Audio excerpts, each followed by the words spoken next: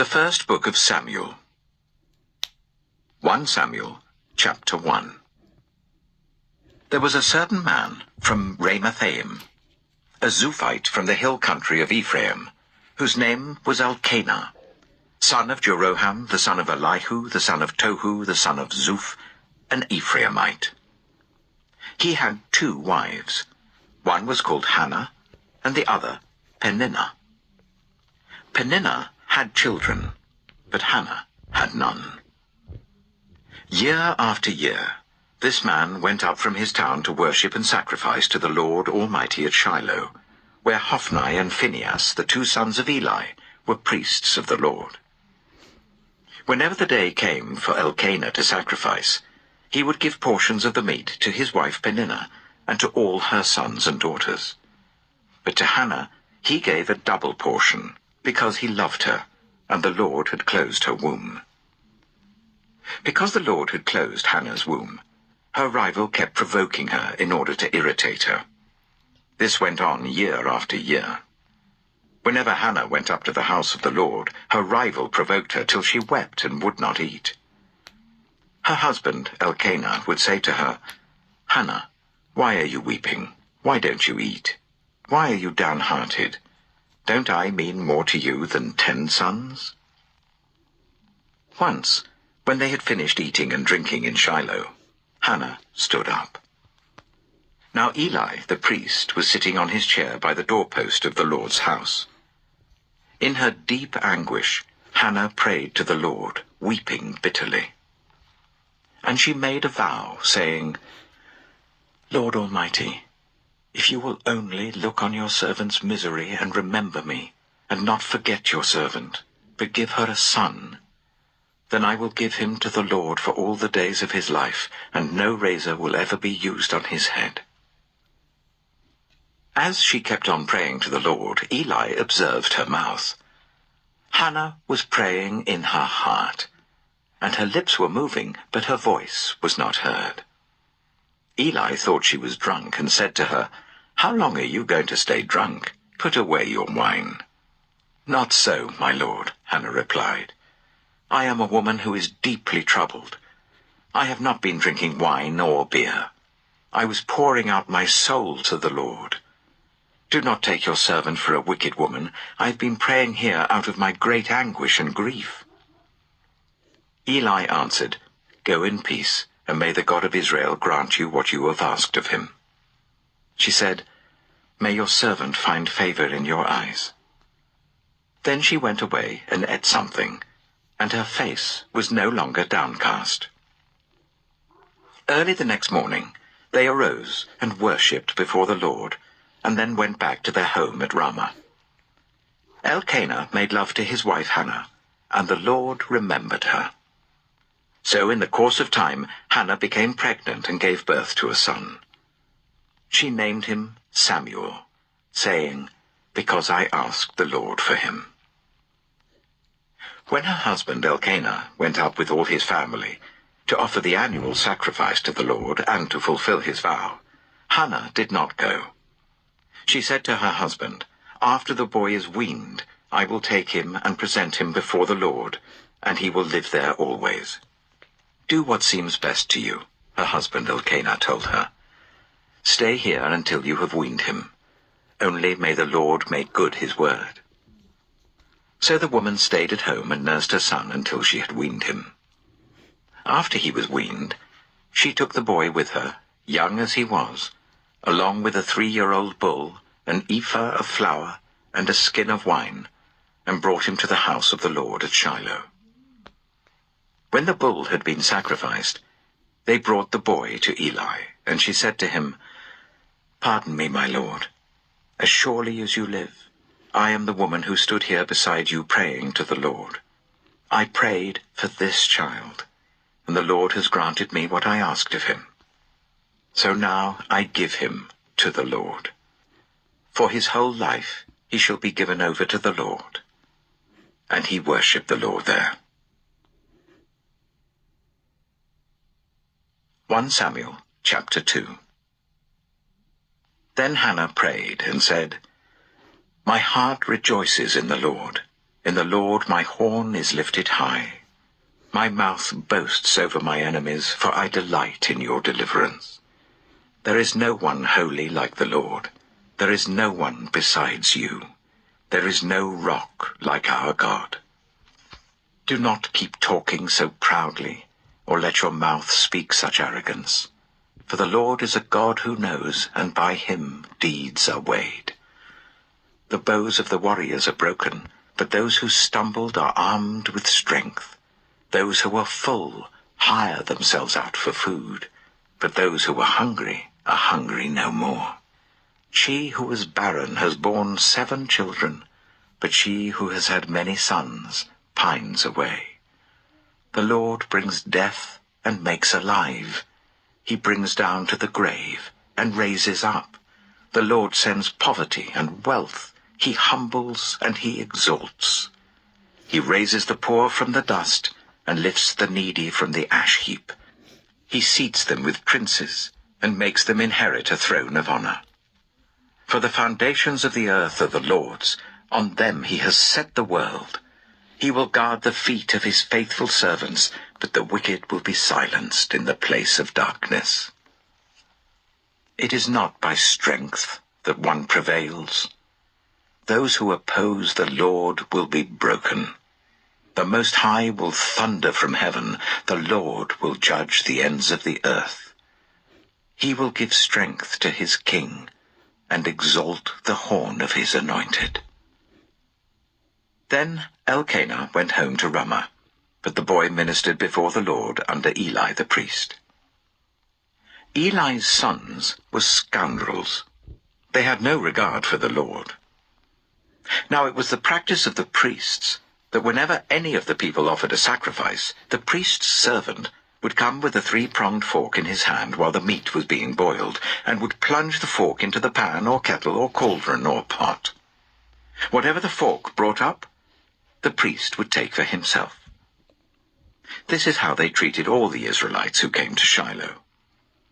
But even before the fat was burned, the priest's servant would come and say to the person who was sacrificing, "Give the priest some meat to roast. He won't accept boiled meat from you, but only raw." If the person said to him, "Let the fat be burned first, and then take whatever you want," the servant would answer, "No, hand it over now. If you don't, I'll take it by force." This sin of the young men was very great in the Lord's sight, for they were treating the Lord's offering with contempt. But Samuel was ministering before the Lord, a boy wearing a linen ephod. Each year his mother made him a little robe and took it to him, when she went up with her husband to offer the annual sacrifice. Eli would bless Elkanah and his wife, saying, "May the Lord give you children by this woman to take the place of the one she prayed for and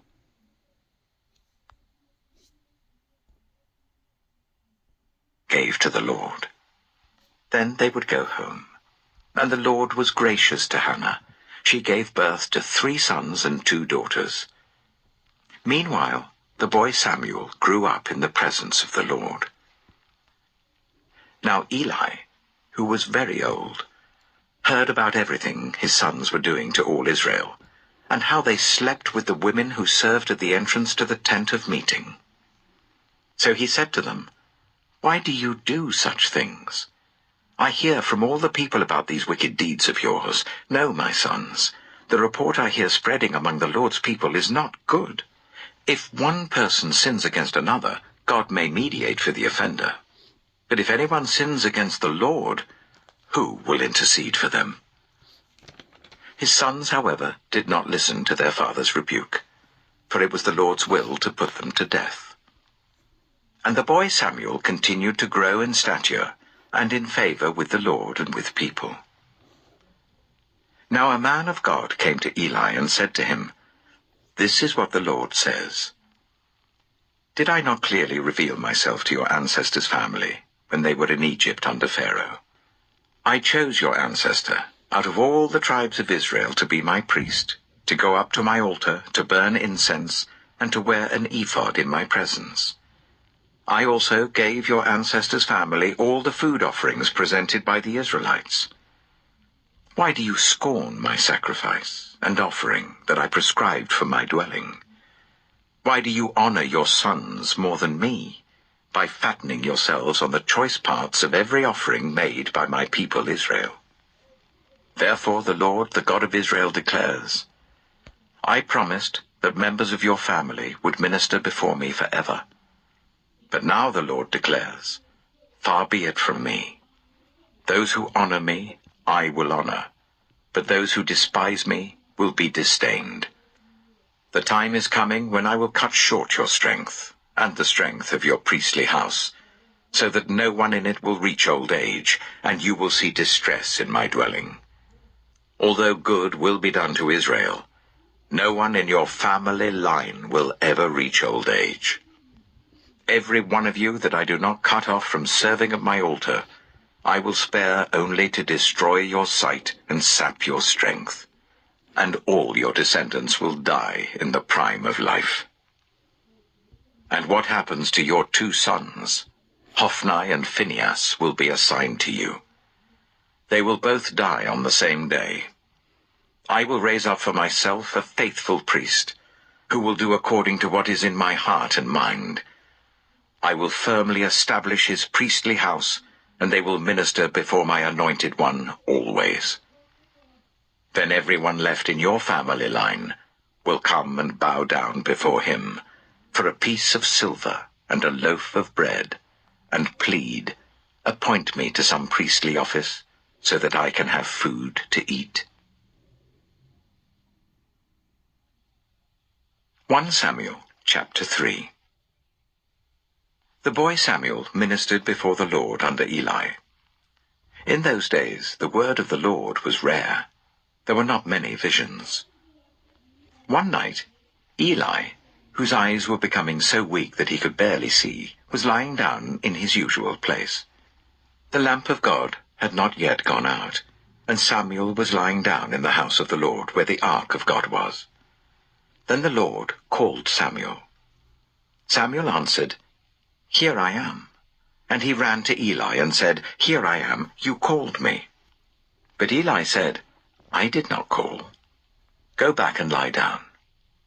So he went and lay down. Again the Lord called Samuel. Then Samuel got up and went to Eli and said, Here I am, you called me. My son, Eli said, I did not call. Go back and lie down. Now Samuel did not yet know the Lord. The word of the Lord had not yet been revealed to him. A third time the Lord called, Samuel. And Samuel got up and went to Eli and said, Here I am, you called me. Then Eli realized that the Lord was calling the boy. So Eli told Samuel, Go and lie down, and if he calls you, say, Speak, Lord, for your servant is listening. So Samuel went and lay down in his place. The Lord came and stood there, calling as at the other times, Samuel, Samuel. Then Samuel said, Speak, for your servant is listening. And the Lord said to Samuel, See, I am about to do something in Israel that will make the ears of everyone who hears about it tingle. At that time, I will carry out against Eli everything I spoke against his family, from beginning to end. For I told him that I would judge his family forever, because of the sin he knew about.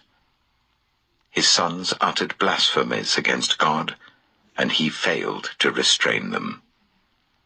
Therefore I swore to the house of Eli, the guilt of Eli's house will never be atoned for by sacrifice or offering. Samuel lay down until morning, and then opened the doors of the house of the Lord. He was afraid to tell Eli the vision, but Eli called him and said, Samuel, my son. Samuel answered, Here I am. What was it he said to you? Eli asked. Do not hide it from me. May God deal with you, be it ever so severely, if you hide from me anything he told you. So Samuel told him everything, hiding nothing from him. Then Eli said, He is the Lord. Let him do what is good in his eyes. The Lord was with Samuel as he grew up, and he let none of Samuel's words fall to the ground. And all Israel from Dan to Beersheba recognized that Samuel was attested as a prophet of the Lord. The Lord continued to appear at Shiloh, and there he revealed himself to Samuel through his word. 1 Samuel chapter 4. And Samuel's word came to all Israel. Now the Israelites went out to fight against the Philistines. The Israelites camped at Ebenezer, and the Philistines at Aphek. The Philistines deployed their forces to meet Israel, and as the battle spread, Israel was defeated by the Philistines, who killed about 4,000 of them on the battlefield. When the soldiers returned to camp, the elders of Israel asked, "Why did the Lord bring defeat on us today before the Philistines? Let us bring the ark of the Lord's covenant from Shiloh, so that he may go with us and save us from the hand of our enemies." So the people sent men to Shiloh, and they brought back the ark of the covenant of the Lord Almighty, who is enthroned between the cherubim. And Eli's 2 sons, Hophni and Phinehas, were there with the ark of the covenant of God.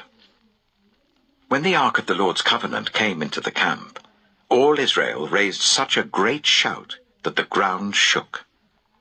Hearing the uproar, the Philistines asked, "What's all this shouting in the Hebrew camp?" When they learned that the ark of the Lord had come into the camp, the Philistines were afraid. "A god has come into the camp," they said. "Oh, no, nothing like this has happened before. We're doomed. Who will deliver us from the hand of these mighty gods? They are the gods who struck the Egyptians with all kinds of plagues in the wilderness. Be strong, Philistines. Be men, or you will be subject to the Hebrews, as they have been to you. Be men and fight." So the Philistines fought, and the Israelites were defeated, and every man fled to his tent. The slaughter was very great. Israel lost 30,000 foot soldiers. The ark of God was captured, and Eli's 2 sons, Hophni and Phinehas, died. That same day, a Benjaminite ran from the battle line and went to Shiloh with his clothes torn and dust on his head.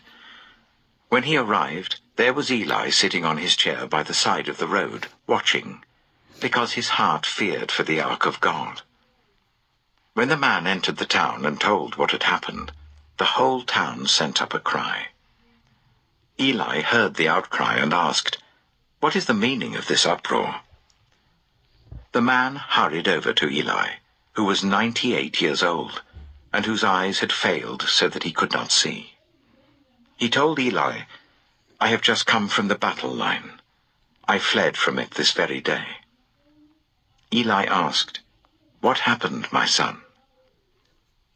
The man who brought the news replied, "Israel fled before the Philistines, and the army has suffered heavy losses. Also your 2 sons, Hophni and Phinehas, are dead, and the ark of God has been captured." When he mentioned the ark of God, Eli fell backwards off his chair by the side of the gate. His neck was broken, and he died, for he was an old man, and he was heavy. He had led Israel for 40 years. His daughter-in-law, the wife of Phinehas, was pregnant and near the time of delivery. When she heard the news that the ark of God had been captured, and that her father-in-law and her husband were dead, she went into labor and gave birth, but was overcome by her labor pains. As she was dying, the women attending her said, "Don't despair, you've given birth to a son." But she did not respond or pay any attention. She named the boy Ichabod, saying, "The glory has departed from Israel," because of the capture of the ark of God and the deaths of her father-in-law and her husband. She said, "The glory has departed from Israel, for the ark of God has been captured." 1 Samuel chapter 5. After the Philistines had captured the ark of God, They took it from Ebenezer to Ashdod. Then they carried the ark into Dagon's temple and set it beside Dagon. When the people of Ashdod rose early the next day, there was Dagon, fallen on his face on the ground before the ark of the Lord. They took Dagon and put him back in his place. But the following morning when they rose, there was Dagon, fallen on his face on the ground before the ark of the Lord. His head and hands had been broken off and were lying on the threshold. Only his body remained. That is why to this day neither the priests of Dagon nor any others who enter Dagon's temple at Ashdod step on the threshold. The Lord's hand was heavy on the people of Ashdod and its vicinity. He brought devastation on them and afflicted them with tumors. When the people of Ashdod saw what was happening, they said, "The ark of the God of Israel must not stay here with us, because his hand is heavy on us and on Dagon our God." So they called together all the rulers of the Philistines and asked them, "What shall we do with the ark of the God of Israel?" They answered, "Let the ark of the God of Israel be moved to Gath." So they moved the ark of the God of Israel. But after they had moved it, the Lord's hand was against that city, throwing it into a great panic. He afflicted the people of the city, both young and old, with an outbreak of tumors. So they sent the ark of God to Ekron. As the ark of God was entering Ekron, the people of Ekron cried out, "They have brought the ark of the God of Israel round to us to kill us and our people." So they called together all the rulers of the Philistines and said, "Send the ark of the God of Israel away. Let it go back to its own place, or it will kill us and our people." For death had filled the city with panic. God's hand was very heavy on it. Those who did not die were afflicted with tumors, and the outcry of the city went up to heaven. 1 Samuel chapter 6. When the ark of the Lord had been in Philistine territory for 7 months, the Philistines called for the priests and the diviners, and said, "What shall we do with the ark of the Lord? Tell us how we should send it back to its place." They answered, "If you return the ark of the God of Israel, do not send it back to him without a gift. By all means send a guilt offering to him. Then you will be healed, and you will know why his hand has not been lifted from you." The Philistines asked, "What guilt offering should we send to him?" They replied, 5 gold tumors and 5 gold rats, according to the number of the Philistine rulers, because the same plague has struck both you and your rulers. Make models of the tumors and of the rats that are destroying the country, and give glory to Israel's God. Perhaps he will lift his hand from you and your gods and your land. Why do you harden your hearts, as the Egyptians and Pharaoh did? When Israel's God dealt harshly with them, did they not send the Israelites out, so that they could go on their way? Now then, get a new cart ready, with 2 cows that have calved and have never been yoked.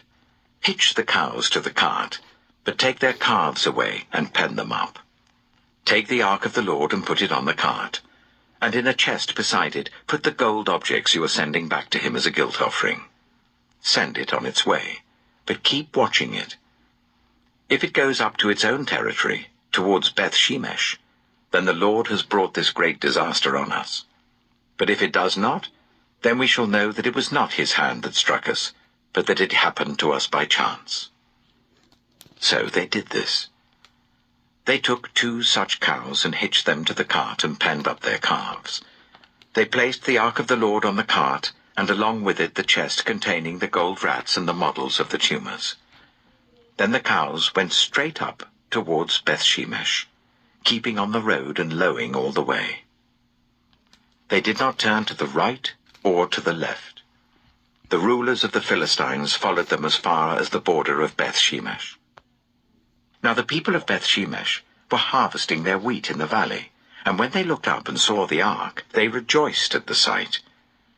The ark came to the field of Joshua of Beth-Shemesh, and there it stopped beside a large rock. The people chopped up the wood of the cart and sacrificed the cows as a burnt offering to the Lord. The Levites took down the ark of the Lord, together with the chest containing the gold objects, and placed them on the large rock. On that day, the people of Beth-shemesh offered burnt offerings and made sacrifices to the Lord. The 5 rulers of the Philistines saw all this, and then returned that same day to Ekron. These are the gold tumors the Philistines sent as a guilt offering to the Lord. 1 each for Ashdod, Gaza, Ashkelon, Gath, and Ekron. And the number of the gold rats was according to the number of Philistine towns belonging to the 5 rulers, the fortified towns with their country villages. The large rock on which the Levites set the ark of the Lord is a witness to this day in the field of Joshua of Beth-shemesh. But God struck down some of the inhabitants of Beth-shemesh, putting 70 of them to death, because they looked into the ark of the Lord. The people mourned because of the heavy blow the Lord had dealt them. And the people of Beth-shemesh asked, "Who can stand in the presence of the Lord, this holy God? To whom will the ark go up from here?" Then they sent messengers to the people of Kiriath-jearim, saying, "The Philistines have returned the ark of the Lord. Come down and take it up to your town." 1 Samuel chapter 7. So the men of Kiriath-jearim came and took up the ark of the Lord. They brought it to Abinadab's house on the hill, and consecrated Eleazar his son to guard the ark of the Lord. The ark remained at Kiriath-jearim a long time, 20 years in all.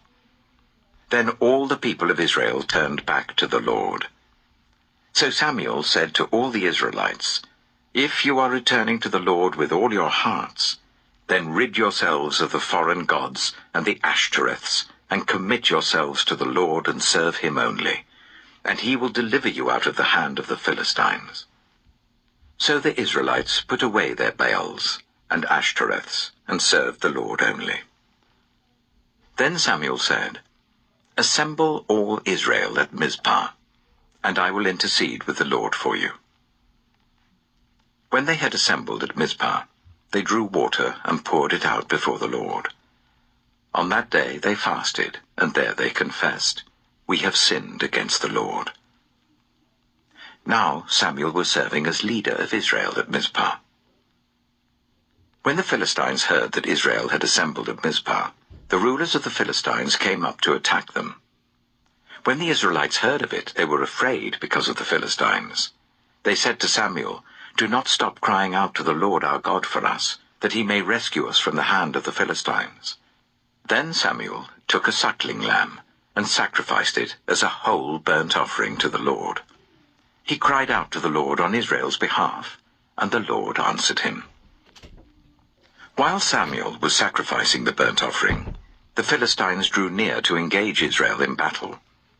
But that day the Lord thundered with loud thunder against the Philistines, and threw them into such a panic that they were routed before the Israelites. The men of Israel rushed out of Mizpah and pursued the Philistines, slaughtering them along the way to a point below Beth-kar. Then Samuel took a stone and set it up between Mizpah and Shen. He named it Ebenezer, saying, "Thus far the Lord has helped us." So the Philistines were subdued, and they stopped invading Israel's territory. Throughout Samuel's lifetime, the hand of the Lord was against the Philistines. The towns from Ekron to Gath that the Philistines had captured from Israel were restored to Israel, and Israel delivered the neighboring territory from the hands of the Philistines, and there was peace between Israel and the Amorites. Samuel continued as Israel's leader all the days of his life. From year to year, he went on a circuit from Bethel to Gilgal to Mizpah, judging Israel in all those places. But he always went back to Ramah, where his home was, and there he also held court for Israel. And he built an altar there to the Lord. 1 Samuel chapter 8. When Samuel grew old, he appointed his sons as Israel's leaders. The name of his firstborn was Joel, and the name of his second was Abijah, and they served at Beersheba.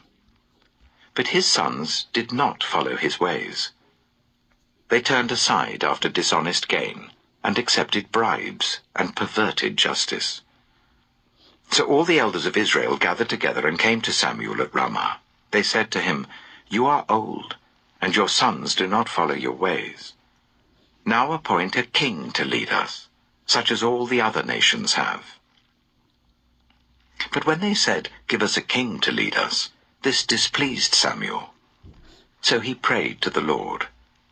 And the Lord told him, "Listen to all that the people are saying to you. It is not you they have rejected, but they have rejected me as their king, as they have done from the day I brought them up out of Egypt until this day, forsaking me and serving other gods. So they are doing to you. Now listen to them, but warn them solemnly, and let them know what the king who will reign over them will claim as his rights." Samuel told all the words of the Lord to the people who were asking him for a king. He said, "This is what the king who will reign over you will claim as his rights. He will take your sons and make them serve with his chariots and horses, and they will run in front of his chariots. Some he will assign to be commanders of thousands and commanders of 50s, and others to plough his ground and reap his harvest, and still others to make weapons of war and equipment for his chariots. He will take your daughters to be perfumers and cooks and bakers. He will take the best of your fields and vineyards and olive groves and give them to his attendants. He will take 1/10 of your grain and of your vintage and give it to his officials and attendants. Your male and female servants, and the best of your cattle and donkeys, he will take for his own use. He will take 1/10 of your flocks, and you yourselves will become his slaves. When that day comes, you will cry out for relief from the king you have chosen. But the Lord will not answer you in that day." But the people refused to listen to Samuel. "No," they said, "we want a king over us. Then we shall be like all the other nations, with a king to lead us, and to go out before us and fight our battles." When Samuel heard all that the people said, he repeated it before the Lord. The Lord answered, "Listen to them, and give them a king." Then Samuel said to the Israelites, "Everyone go back to your own town." 1 Samuel chapter 9. There was a Benjaminite, a man of standing, whose name was Kish, son of Abihail, the son of Zeror, the son of Bechorath, and the son of Aphiah of Benjamin. Kish had a son named Saul, as handsome a young man as could be found anywhere in Israel, and he was a head taller than anyone else. Now the donkeys belonging to Saul's father, Kish, were lost, and Kish said to his son Saul, "Take one of the servants with you and go and look for the donkeys." So he passed through the hill country of Ephraim and through the area around Shalisha, but they did not find them. They went on into the district of Shaalim, but the donkeys were not there. Then he passed through the territory of Benjamin, but they did not find them. When they reached the district of Zuph, Saul said to the servant who was with him, "Come, let's go back, or my father will stop thinking about the donkeys and start worrying about us." But the servant replied, "Look, in this town there is a man of God. He is highly respected, and everything he says comes true. Let's go there now. Perhaps he will tell us what way to take." Saul said to his servant, "If we go, what can we give the man? The food in our sacks is gone. We have no gift to take to the man of God. What do we have?" The servant answered him again. "Look," he said, "I have 1/4 of a shekel of silver. I will give it to the man of God, so that he will tell us what way to take."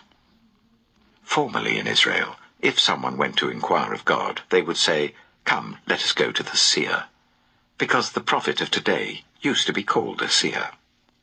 "Good," Saul said to his servant. "Come, let's go." So they set out for the town where the man of God was. As they were going up the hill to the town, they met some young women coming out to draw water, and they asked them, "Is the seer here?" "He is," they answered. "He's ahead of you. Hurry now, he has just come to our town today, for the people have a sacrifice at the high place.